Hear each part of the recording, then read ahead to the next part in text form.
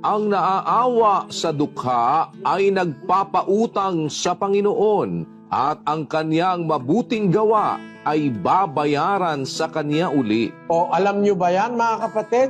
Pag naawa ka pala sa dukha, nagkakautang sa'yo ang Diyos. Biro mo yung may-ari ng lahat ng bagay, magkakautang sa'yo? Hindi ba napakalaking bagay nito?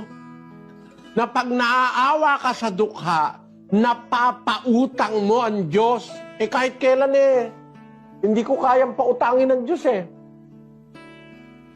siya may-ari sa'yo siya may-ari ng buhay mo. Siya may-ari ng buhay ng lahat ng mahal mo sa buhay. Siya may-ari ng hininga mo. Paano mo mapapautang ang Diyos?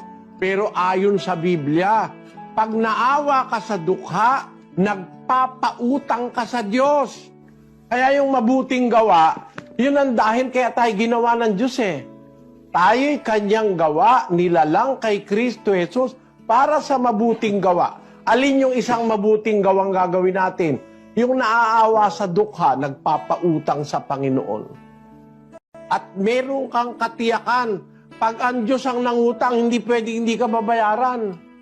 Babayaran ka niya. Sa panahon na darating, babayaran ka ng Diyos. Walang paltus yun.